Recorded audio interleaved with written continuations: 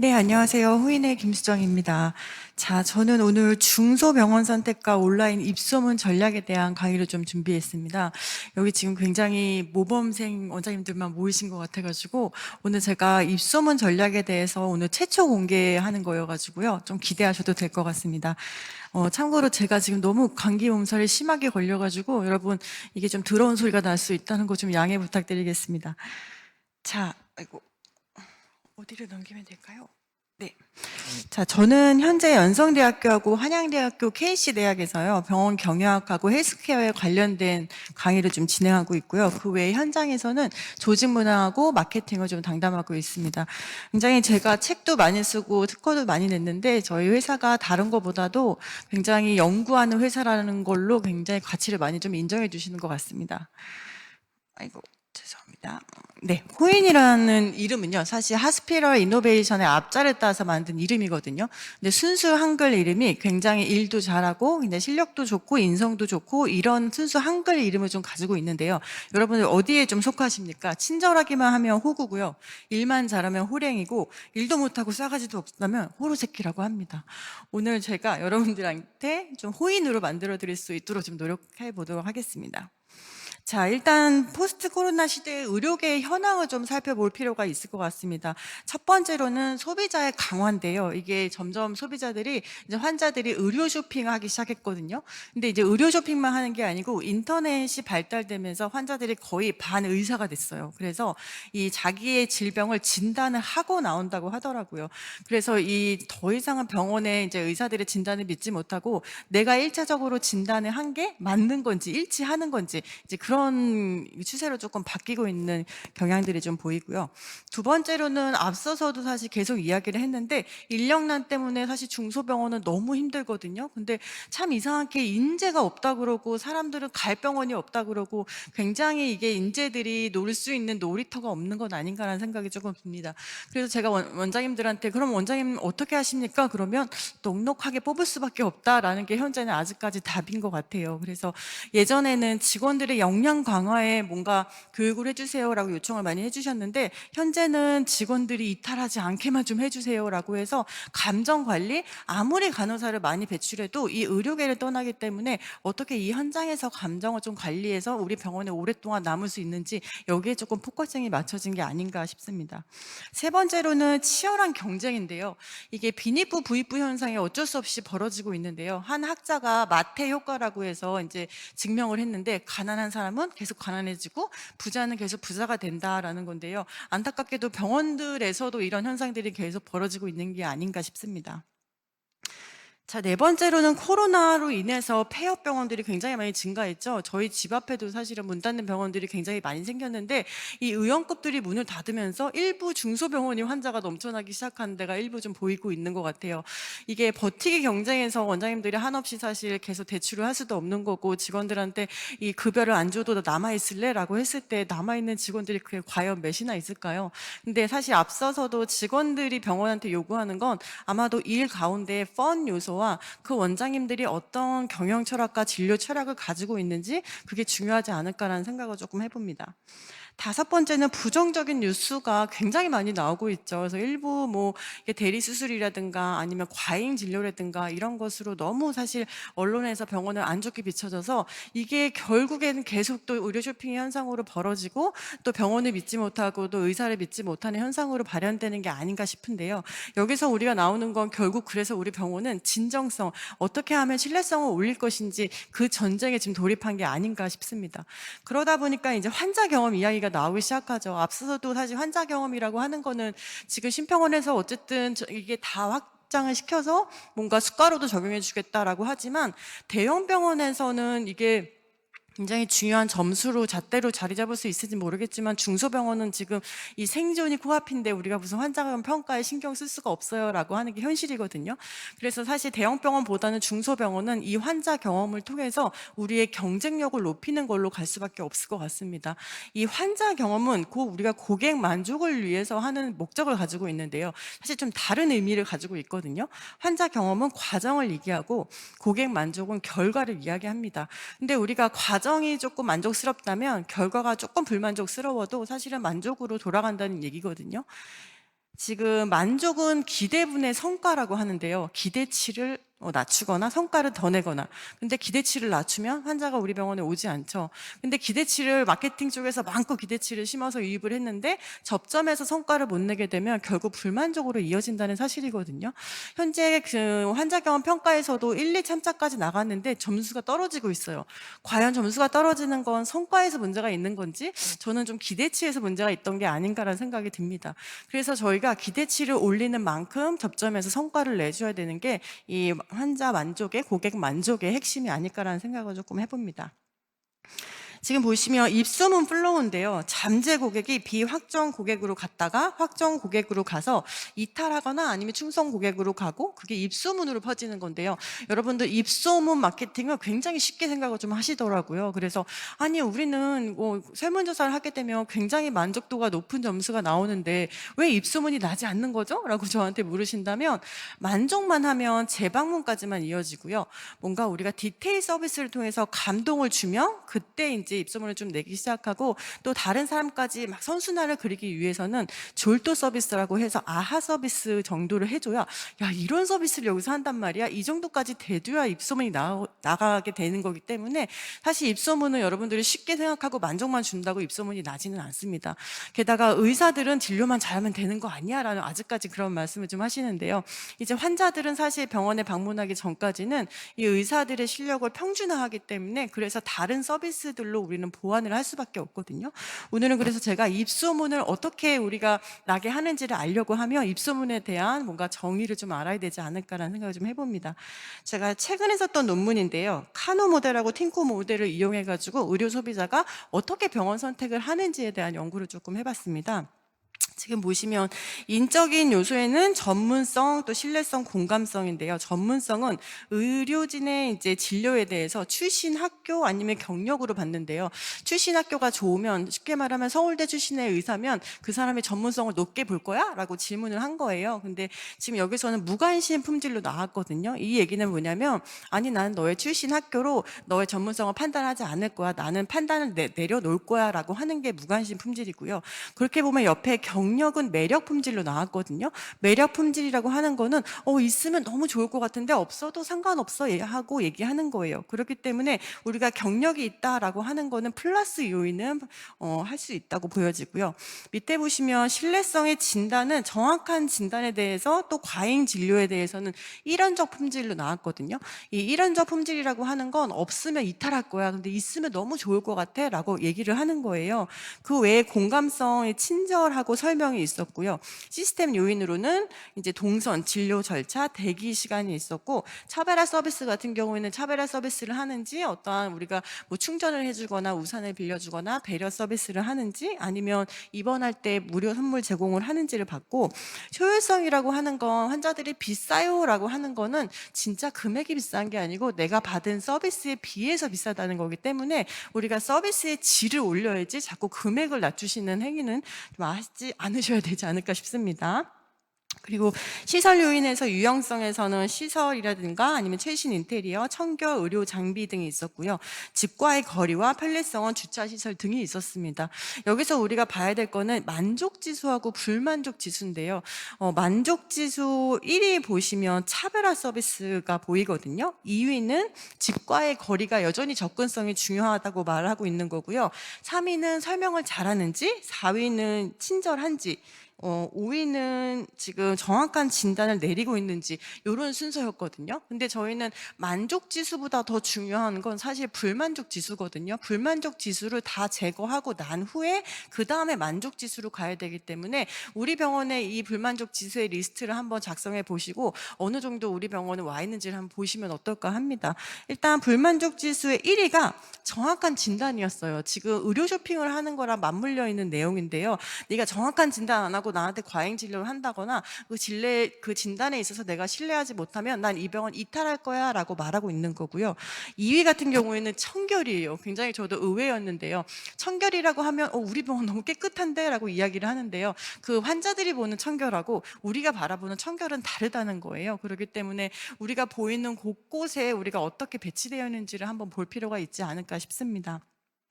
3위 같은 경우에는 과잉 진료였고요. 4위는 설명을 잘하는지, 5위가 친절이었거든요.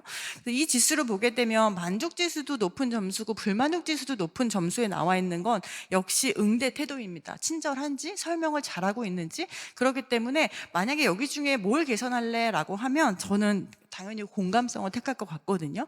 이제 병원들이 이런 인식들이 굉장히 강해져서 이제 교육을 하기 시작했죠. 이제 환자들한테 친절해야 되고 설명도 잘해야 되고, 그러다 보니까 직원들은 더 감정 노동에 의해서 더 떠나는 악순환의 고리도 있거든요. 직원들한테 사실은 막 교육을 하는 거에 만족하느냐라고 했을 때는 아니, 병원이 날 이용하는 거지 나의 성장엔 도움이 안 돼라고 이야기를 하고 있거든요. 그렇기 때문에 직원 성장을 위해서 어떤 교육을 해야 되는지부터 설문하는 것부터 시작이 돼야 되지 않을까라는 생각을 좀 해봅니다.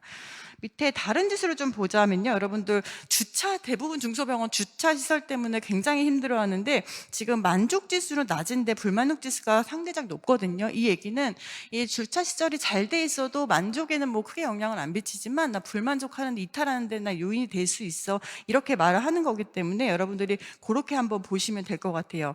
또 집과의 거리는 만족 지수는 높은데 불만족 지수는 낮거든요. 집에서 가까우면 너무 좋아, 근데 뭐 먼다고 해도 그렇게 이탈하지는 않을 거야 라고 이야기를 하는 거예요. 그래서 그렇게 하나하나씩 한번 살펴보시면 어떨까 합니다.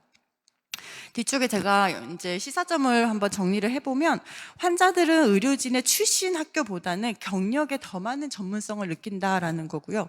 두 번째로는 신뢰성은 과잉 진료에 대한 것으로 진단에 대한 신뢰를 주기 위해서 노력하는 게 굉장히 중요하다라는 겁니다. 세 번째로는 공감성은 직원들의 응대 태도와 전문성을 갖춘 불만족 지수와 만족 지수에 다 영향을 미치기 때문에 굉장히 중요한 이 요점이라고 볼 수 있고요. 네 번째로는 편리성은 환자의 배려를 통해서 불만족 지수만 줄이는 거거든요. 그다음 다섯 번째, 차별성은 입소문을 위한 최고의 방법이다. 여섯 번째, 효율성은 상대적인 게 아니라 내가 받은 서비스에 비해서 비싸다고 말하는 거고요. 7위로 유용성은 시설 및 의료 장비에서 청결이 가장 중요하게 나왔고 그 다음에 의료 장비거든요. 그다음 여덟 번째는 입지성은 교통편은 만족 지수에만 영향을 주고요. 주차 시설은 불만족 지수에만 영향을 줬다라는 겁니다. 아홉 번째, 접근성은 집에서 가까운 병원이 만족에 크게 영향을 미치고 집까지 길 찾기가 어려운 것은 상대적으로 뭐 영향을 미치지 않는다. 맛집은 사실 멀고 숨어 있어도 찾아간다는 얘기거든요. 그래서 이제 여기까지 이제 병원 선택 요인을 봤으면 우리 병원에는 어떤 요인으로 병원 선택을 할까 여러분들을 꼭 보셔야 되는데, 제가 많은 강의에서 선생님 병원에 어떤 게 가장 큰 경쟁력입니까? 이러면 자꾸 이제 맨파워라든가 아니면 의료진의 실력 이런 거를 말씀하시거든요. 그럼 그걸 어떻게 알면 될까요? 그거는 환자한테 직접 물어봐야죠. 어느 병원 가려다가 우리 병원 오셨는지, 어느 병원을 갔다 우리 병원에 왔는지, 또 우리 병원에 온 게 정말 맨파워 때문인지 아니면 집에서 가까웠는지, 이런 거를 구체적으로 사실은 내원 경로를 조사하시면 아마 나오지 않을까 싶습니다. 그 다음에 제가 말씀드린 입소문 마케팅에 대한 이야기를 할 건데요. 이건 너무나 잘 알기 때문에 사실은 들어오는 문은 넓게 나가는 문은 좁게 하라고 하잖아요. 그래서 더 이상은 한정된 환자의 병원은 너무 우후죽순 생겼거든요. 그러다 보니까 이제 더 이상 환자 유입하는 건 힘든데 이제 이탈이라도 막아야 돼라고 해서 이제 병원들이 환자를 이탈을 막는 거에 이제 더 집중하고 있는 건데, 지금 보시면 신규 창출보다 5배가 더 저렴하대요. 고객을 지켜내는 게요. 지금 보시면 만족한 고객은 제3자한테 적극적으로 소문을 낸다고 돼 있고요. 이런 걸로 봤을 때 우리가 더 이상 신안이 몇 프로나 차지하는지를 보기보다는 얼마나 이탈하고 있는지에 더 수치를 보셔야 되지 않을까 싶습니다. 지금 최근에는 소셜미디어가 생기면서 지금 한 명이 100명한테 전파하는 게 아니랑요, 100명이 100명에게 전파하는 구조가 됐거든요. 이 얘기는 뭐냐면 한 명의 그 여파가 굉장히 크게 일어날 수 있는 거를 말씀하는 건데요. 그래서 우리가 이런 예민한 블랙 컨슈머들은 그냥 넘겨도 돼라고 생각하시거나 좀 또라이 같은 환자들은 우리는 안 받아도 돼라고 생각하셨다면, 사실은 그 여파는 지금 어마어마하게 커지고 있기 때문에, 그래서 인플루언서들의 활동이 너무나 중요해졌고 그 한 명의 인플루언서가 그 기업을 무너뜨리기도 한다는 사실입니다. 그렇기 때문에 우리가 아무리 예민해도 그 예민한 환자는 누군가는 케어를 하고 있다는 사실이에요. 그 병원만이 살아남을 수밖에 없기 때문에 사실 너무나 예민한 고객도 우리가 그 고객들도 만족하기 위한 노력을 조금 하셔야 되지 않을까 싶습니다. 지금 보시면 와튼스쿨 마케팅학의 이제 교수님이신데요. 이분이 컨테이저스라는 책을 썼거든요. 전략적 입소문에서 핵심은 이 6가지 안에서 입소문이 더 나더라라고 이야기를 하고 있는 건데요. 첫 번째는 내적 비범성이고, 두 번째는 자극이 있어야 되고요. 세 번째는 공감이 돼야 되고, 네 번째는 대중성이 있어야 되고, 다섯 번째는 혜택을 줘야 된다는 겁니다. 마지막으로 여섯 번째는 스토리가 있어야 된다고 말을 하고 있는 건데요. 뒤쪽에 보시면 이것도 유명한 이제 일본의 마케팅 학자가 또 화제거리를 만들어라 지금 절판돼서 아마 구하지는 못할 거예요. 여기서 이 7가지의 입소문에 대한 이야기를 조금 내렸는데 사람들은 불행이라든가 뭔가 긍정적인 얘기보다는 불행이라든가 재난이라든가 스캔들의 입소문을 더 내더라라고 하는 거고요. 두 번째로는 극적인 스토리가 굉장히 소문을 더 내더라라는 거예요. 그렇기 때문에 우리 병원 원장님이 살을 엄청 뺐어요. 원래 우리 병원 원장님 이 질환을 앓다가 이걸 연구하게 됐어요. 이런 극적인 스토리가 먹힌다는 거고요.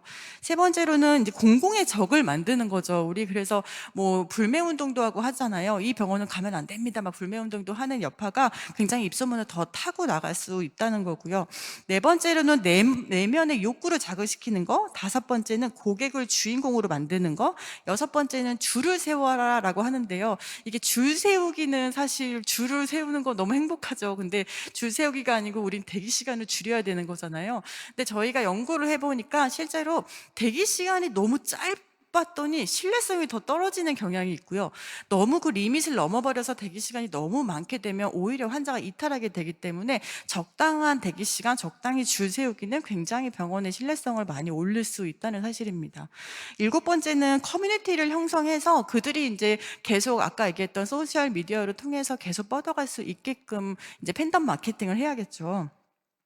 여러분 이 사건을 좀 기억하십니까? 정의나 미안해라는 사건이었는데 아마 여러분들 기억하실 거예요. 굉장히 이슈가 됐었죠. 이게 아동 학대 사건이었는데 이제 이사를 갈 때 어쨌든 이 얘기를 버려놓고 가서 이제 사망하는 사건이었거든요. 근데 저는 이게 그것이 알고 싶다의 방송을 타고 그 다음날 난리가 났습니다. 저는 이 사건을 보면서 어떤 걸 느꼈냐면 사실 이거는 기사로도 미리 나왔었고요. 그 전에 다른 방송도 탔었거든요. 근데 그때는 뭐 사람들이 그렇게 큰 관심을 갖고 있지 않다가 그것이 알고 싶다가 나가는 순간에 난리가 났어요. 그 이유가 뭘까요? 우리는 그 현상 속에서 입소문에 대한 거를 좀 생각해 봐야 되지 않을까 합니다. 제가 딱 이거를 사실 저는 보고 있다가 어떤 장면에서 내일 난리 난다라고 제가 맞췄거든요. 그 요인이 뭐였냐면 마지막에 정의나 미안해라는 걸로 막 음악이 나갔어요. 이게 감성을 좀 자극시켰고 이게 한 명의 잘못이 아니라 우리 어른들의 모두의 잘못이야라고 관점을 바꿔버린 거예요.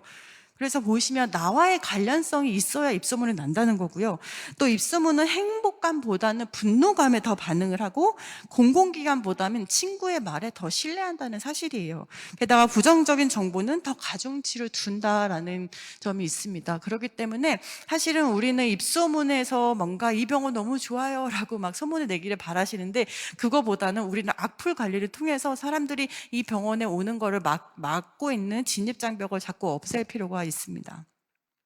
지금 보시면 입소문을 하게 되는 동기는 첫 번째로는 개인 동기가 있을 거고요. 두 번째로는 상품 동기, 굉장히 차별화적이거나 혁신적인 거에 상품 동기가 있을 거고 그 다음에 상황 동기죠. 어깨가 아팠는데 때마침 내 눈에 그 어깨에 대한 광고가 나온다던가 이렇게 뭔가 상황에 딱 맞았을 때가 굉장히 이 동기가 발동되는 거죠. 보시면 많은 그 학자들이 그 논문을 내고 있는데요. 거기서 강한 유대 관계에서는 긍정 정보보다는 부정 정보에 더 영향을 간다라는 건데 이 얘기는 뭐냐면 이게 좋은 글을 보고 병원에 방문한 확률보다는 나쁜 정보를 통해서 병원에 안 갈 확률이 더 크다는 거예요. 두 번째로는 이 강한 유대 관계는 친구 사이, 가까운 사이를 말하고요. 약한 유대 관계는 우리가 SNS에서 댓글 달고 서로 소통하잖아요. 그런 거를 한국어로 약한 유대관계라고 하는데, 약한 유대관계 속에서는 부정정보나 긍정정보나 다 중요하다고 얘기를 하고 있습니다.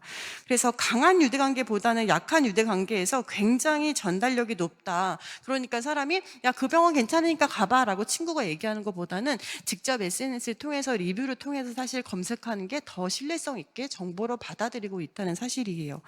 그 다음에 입소문은 유대관계보다도 만족에 더 많은 영향을 미친다고 합니다. 그래서 이런 것들로 학자들이 이미 증명을 좀 해놨는데요.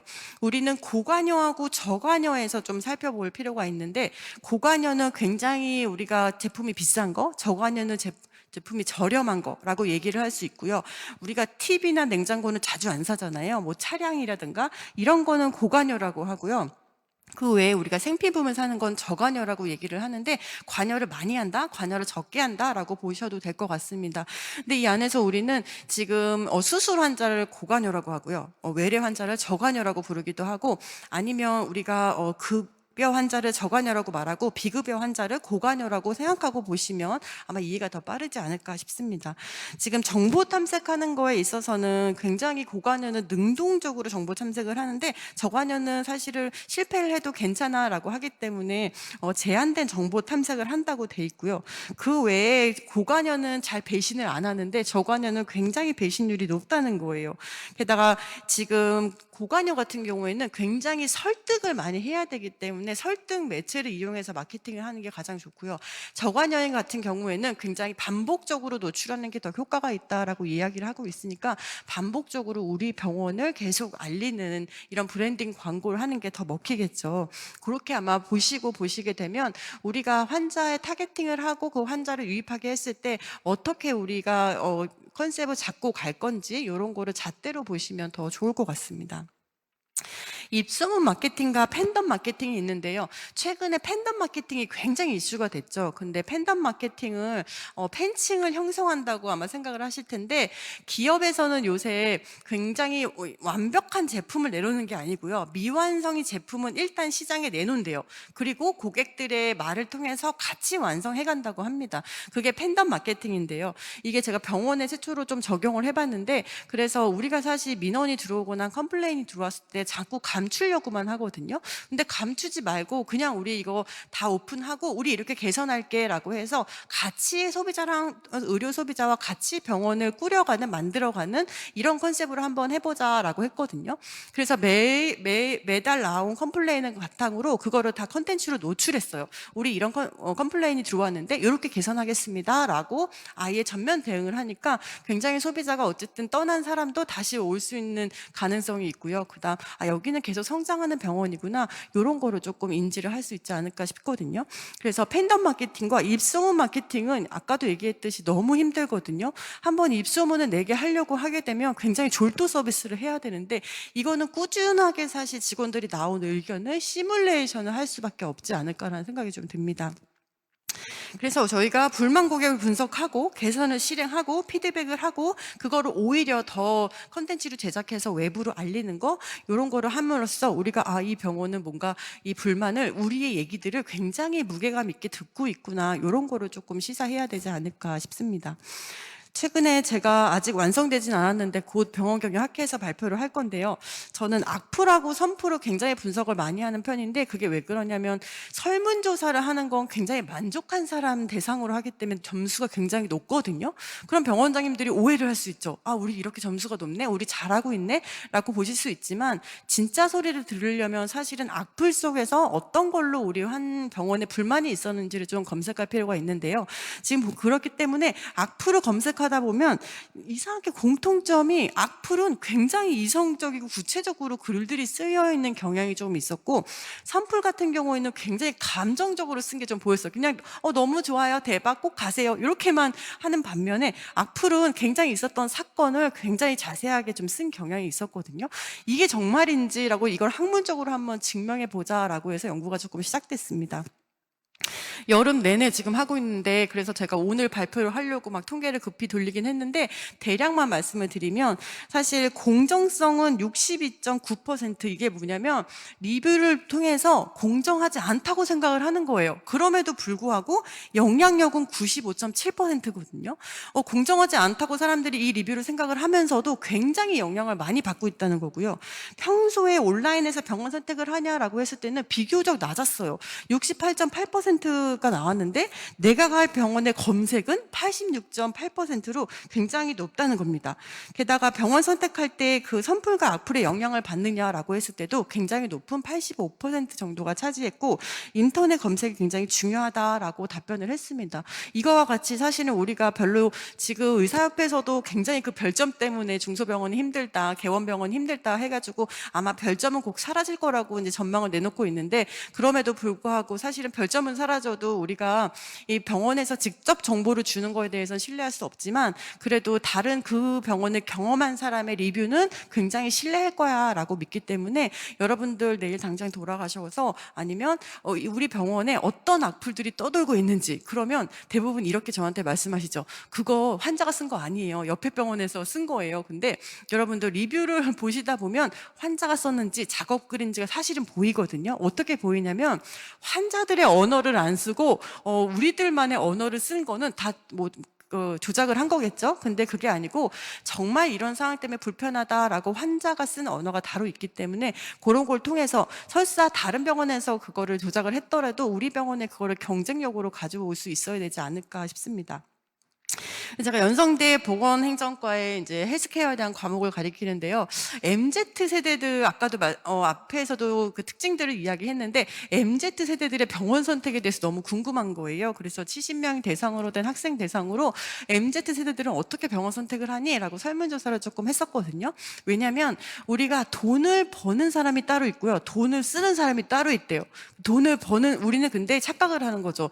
돈을 버는 사람한테 포커싱을 맞춰서 마케팅을 하는데, 그게 아니구나. 돈을 버는 사람은 부모가 벌고 있고, MZ 세대들은 부모보다 가난한 세대이기 때문에 걔네들이 돈을 쓰는구나 라고 해서, 그럼 우리 연구해야 될 게 그 사람들이 어쨌든 병원을 선택하기 때문에 MZ 세대들은 어떻게 병원 선택하는지를 한번 보니까 공통적으로 이 4개의 단어가 주로 나오더라고요. 일단은 리뷰를 무조건 본다. 그래서 여기를 한 번이라도 다녀온 사람들의 평가를 본다라고 하는 거고요. 두 번째는 그래도 굉장히 접근성이 있어야 돼. 집에서 가까운 데를 먼저 선정할 거야 라고 하고, 그 다음에 시설이 굉장히 고급화가 되고 있잖아요. 그래서 시설이 고급화보다는 굉장히 청결하고 깔끔해야 되고, 그 다음에 프라이빗 공간을 굉장히 선호한다는 거예요. 마지막으로는 효율성을 굉장히 MZ 세대들은 많이 따지기 때문에 이벤트를 굉장히 많이 클릭하는 경향이 있거든요. 그래서 이제 MZ 세대들은 이런 요인으로 이제 병원 선택을 하겠구나라고 보시면 될 것 같습니다. 굉장히 어렵죠. 이 표만 봐도 굉장히 어려운데 저도 이 표만 봐도 너무 머리가 아프거든요. 어떻게 보시면 되냐면, 이런적 속성은 우리 앞쪽에서 이야기를 했겠지만 없으면 이탈할 거고 있으면 굉장히 만족할 거야 라고 하는 게 이런적 품질이고요. 매력 속성은 없어도 괜찮아, 근데 있으면 좋을 것 같아 라고 하는 게 매력 속성이잖아요. 이런적 속성과 매력 속성에 어떻게 리뷰가 차이가 있을까? 게다가 R은 이성적으로 쓴 거고요. E는 감성적으로 쓴 게 얼마나 영향을 미칠까라고 본 거예요. 근데 역시나 굉장히 이성적인 거에는 긍정적으로 다 반응을 했지만, 감정에서는, 이론적 속성에서는 굉장히 감정의 영향을 굉장히 많이 받는 반면에, 이 매력 품질에서는 이런 그 감정의 영향을 덜 받는 경향이 이제 저희 논문에서 좀 밝혀졌는데요. 너무 어려워요. 이거는 곧 제가 논문을 발표하게 되면 여러분들이 검색하셔서 한번 쭉 읽어보시면 굉장히 도움되지 않을까 싶습니다. 자, 악플 관리를 어떻게 할 것인가. 첫 번째로는 개선의 기회로 삼아라 라고 이야기를 하고 있습니다. 근데 사실은 이거 당연한 말 아니야 라고 말씀을 하실 텐데, 제가 현장에서 컨설팅을 하다 보면 매번 그 환자는요 라고 자꾸 변명을 하시거든요. 근데 사실 변명은 중요하지 않죠. 그럼에도 불구하고 우리는 무엇을 개선할 수 있는가에 포커싱을 좀 맞춰주시면 되게 좋을 것 같고요. 두 번째로는 내용에 따라서 대응 전략을 세워야 되는데, 개선 가능한 사안에 대해서는 전화위복으로 우리가 오히려 전면 대응을 하는 거죠. 우리가 불친절에 대해서 이런 악플들이 많이 올라왔는데 친절 교육을 시행했고, 뭐 어떻게 직원들이 왜 불친절한지, 사실은 친절 교육이라고 하는 건 친절하는 방법을 모르는 게 아니고 요새는 친절한 마음이 없는 거거든요. 그래서 왜 그런 마음이 없는 걸까? 아, 갈등이 있구나. 아니면 환경적으로 뭔가 그렇구나. 이런 거를 조금 분석하셔서 직원들한테 다가가시면 훨씬 더 친절하고 설명을 잘하는 병원으로 만들 수 있지 않을까 싶고요. 근데 의료 과실이라든가 치명적인 우리의 문제점을 드러낸 글들이 있을 거예요. 이거는 어쩔 수 없이 1대1로 대응할 수밖에 없습니다. 그래서 대부분 고객들은 사실은 글을 쓸 줄 모르기 때문에 일방적인 비방을 쓰거든요. 요건 다 내려갈 수 있고요. 일방적인 비방이 아니고 정말 있었던 얘기만 쓴다거나 아니면 병원명이 절대 들어가면 안 되거든요. 그래서 그런 거를 많이 썼다라고 하면 내려달라고 요청을 하시면 되고, 그게 만약에 다 피해서 썼다, 전문가의 의견을 받아서 썼다라고 하면 직접 1대1로 우리 개선하겠습니다라고 해서 이렇게 내리는 방법밖에는 없을 것 같습니다. 세 번째로는 악플에 대해서 조금만 더 진지하게 받아들였으면 하는 바람이거든요. 그래서 무시해도 되는 악플은 저는 전혀 없다고 생각합니다. 그래서 합리화를 시키기보다는 우리가 그래서 뭘 개선하면 되는지 이런 거에 좀 포커싱을 맞추시면 되게 좋을 것 같고요. 그 다음에 악플을 통해서 배워라. 저는 경쟁병원의 악플을 먼저 다 뒤지라고 해요. 왜냐하면 그게 결국 우리 병원의 경쟁력이 될 거거든요. 아, 우리 병원에 경쟁하는 병원이 어떤 악플이 많이 올라오네. 그러면 그 악플을 우린 역이용해서 우리의 경쟁력으로 삼자라고 보시면 되게 효과적일 것 같고요. 마지막으로는 똑같은 실수는 하지 않도록 민원 분석을 하는 이유는 왜 직원들이 기운 빠지는데 왜 하냐, 저한테 이런 말씀 많이 하시는데, 반복적으로 벌어지는지 않은지 이거를 보려고 하거든요. 근데 사실은 민원건들 중에서 굉장히 반복적으로 이루어지고 있는데 그 모양의 양상이 다를 뿐이에요. 그렇기 때문에 우리가 반복적으로 지금 걸려오진 않는지를 한번 살펴보실 필요가 있을 것 같습니다.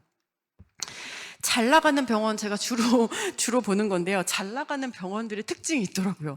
그리고 인기 있는 의사들의 특징이 따로 있더라고요. 저는 주로 이 잘 나가는 병원들 가서 뭐가 다르지? 이런 걸 많이 벤치마킹 하는 편이고요.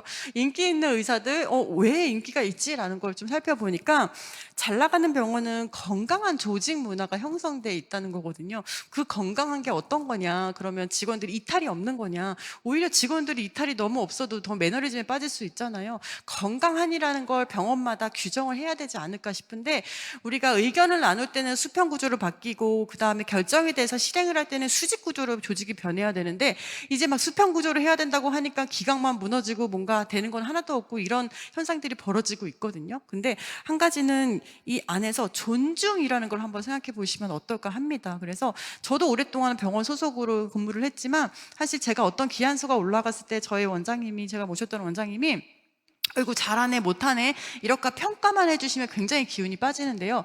그럼 난 뭘 하면 돼? 이렇게 참여자가 되어주셨을 때 굉장히 제가 동기부여가 많이 작동이 됐거든요. 그게 바로 존중이 아닐까라는 생각을 좀 해봅니다. 두 번째로는 인기 있는 의사들을 한번 보니까요. 인기 있는 의사들만 제가 따라다니면서 어떤 공통점이 있지 한번 봤거든요. 근데 환자하고 라포 형성이 굉장히 끈끈하더라고요. 그 라포 형성이 뭐냐라고 말하면, 이제 환자가 제가 어깨가 아픈데라고 했을 때 어깨가 쑤시는데, 그랬더니 어깨 통증이요?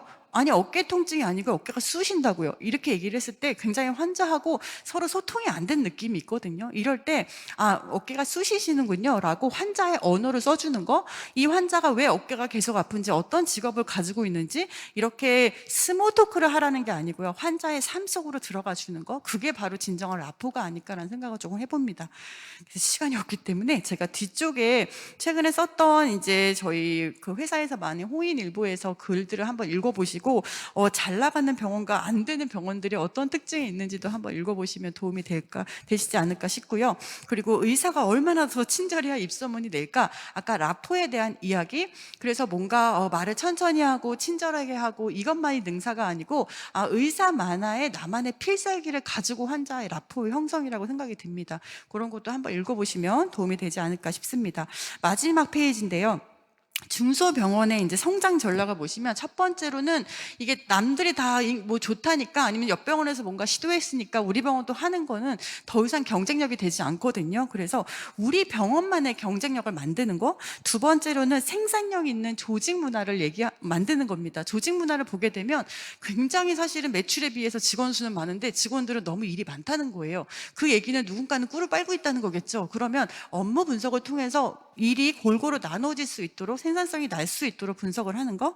세 번째로는 차별화 서비스를 계속 시도하고 계속 멈추지 않은 병원 이미지를 만드는 거고요. 네 번째는 역시 고객 관리겠죠. 사실 고객 관리가 마케팅적으로 사용하면 굉장히 라포의 핵심이기 때문에 고객 관리 시스템이 있는지, 마지막으로 컴플레인 대응 시스템에 대해서 다시 한번 정비를 하시면 어떨까 합니다.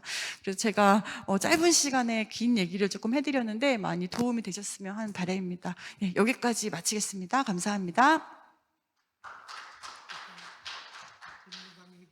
재밌는 강의 해주셔서 감사합니다. 질문이 아니라 오늘 강의에 대해서 어떤 분께서 프라이빗 스페이스에 대한 내용이 너무 좋았다 이런 의견을 또 주셨습니다. 혹시 플로어에서 다른 질문이나 의견이 없으신가요?